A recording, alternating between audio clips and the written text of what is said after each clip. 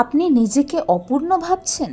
ব্রহ্মাণ্ড বলছে আপনি সেই অনন্ত পূর্ণতা যার কোনো শুরু বা শেষ নেই। আমরা সারা জীবন কি খুঁজি?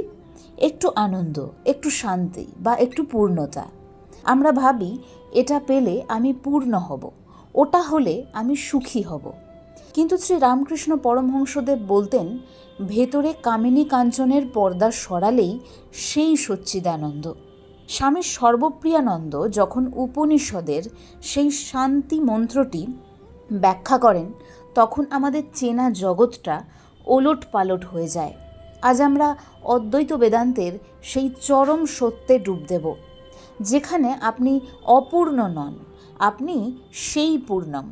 ওং পূর্ণমদঃ পূর্ণমিদং পূর্ণাৎ পূর্ণমুদচ্যতে পূর্ণস্য পূর্ণমাদায় পূর্ণমেবাবশিষ্যতে।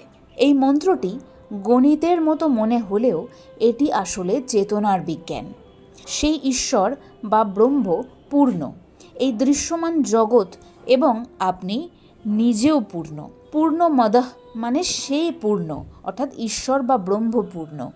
পূর্ণমিদং মানে এটিও পূর্ণ, অর্থাৎ আপনি আমি, এই দৃশ্যমান জগৎ সবই পরিপূর্ণ।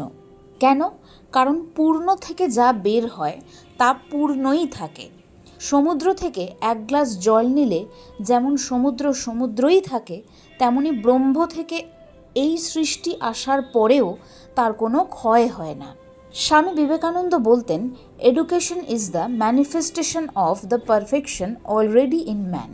অর্থাৎ পূর্ণতা আপনার ভেতরেই আছে, ওটা বাইরে থেকে অর্জন করার কিছু নেই। শ্রী শ্রী মা শারদা আবার শিখিয়েছেন সবাইকে আপন করতে, কারণ অদ্বৈত মতে পর বলে কিছু নেই, সবাই সেই একই ব্রহ্মের অর্থাৎ পূর্ণতার প্রকাশ। গীতার 2য় অধ্যায় শ্রীকৃষ্ণ অর্জুনকে সেই অবিনাশী আত্মার কথা বলেছেন, যা অস্ত্র দিয়ে কাটা যায় না, আগুন যাকে পোড়াতে পারে না। কেন? কারণ যা পূর্ণ তাকে খণ্ড বিখণ্ড করা অসম্ভব। আমরা যখন নিজেদের শরীর বা মনের সাথে নিজেদেরকে গুলিয়ে ফেলি, তখনই আমরা ভয় পাই। কিন্তু আমরা তো শরীর নই, আমরা সেই শুদ্ধ জ্ঞান স্বরূপ সদানন্দময় আত্মা। ধরুন একটি মাটির কলসি, কলসির ভেতরেও আকাশ আছে, অর্থাৎ স্পেস আছে, বাইরেও আকাশ আছে। কলসিটা ভেঙে গেলে কি ভেতরের স্পেসটা নষ্ট হয়ে যাচ্ছে? ভেতরের আকাশটা কি নষ্ট হয়ে যাচ্ছে? না, আকাশ যেমন ছিল তেমনই থাকে। আমাদের এই দেহটা কলসির মতো, আজ আছে কাল নেই, কিন্তু আপনার ভেতরের সেই চৈতন্য বা অহং ব্রহ্মাস্মি বোধ চিরকাল পূর্ণ। স্বামী সর্বপ্রিয়ানন্দ খুব সুন্দর করে বলেন, আপনি যদি ভাবেন আপনি এক বালতি জল, তবে আপনি শুকিয়ে যাবেন, এই ভয়টা আপনার থাকবে।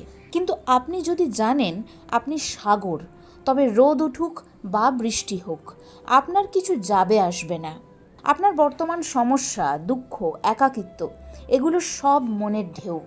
সমুদ্রের ঢেউ যেমন সমুদ্র থেকে আলাদা নয়, আপনার জীবনের এই অভিজ্ঞতাগুলো সেই অনন্ত ব্রহ্মেরই খেলা। যখন আপনি জানবেন আমি সেই পূর্ণ, তখন থেকে আপনার পাওয়ার আকাঙ্ক্ষা মিটে গিয়ে দেওয়ার আনন্দ শুরু হবে। ঠাকুর শ্রী রামকৃষ্ণ পরমহংসদেবের সেই কথাটি মনে রাখুন, মানুষের নিজের ওপরে বিশ্বাস থাকা চাই। নিজেকে দুর্বল ভাবা বা পাপী ভাবা বেদান্তের মতে সব থেকে বড় ভুল। আপনিই পূর্ণ, আপনি মুক্ত। এই সত্যটি একবার হৃদয়ে বসিয়ে নিন, দেখবেন জগৎটা আর আগের মতো নেই। আজকের এই আলোচনা আপনার মনের কোন অন্ধকার কোণকে আলোকিত করলো? আপনার জীবনের পূর্ণতা বোধ নিয়ে আপনার ভাবনা আমাদেরকে কমেন্টে জানান।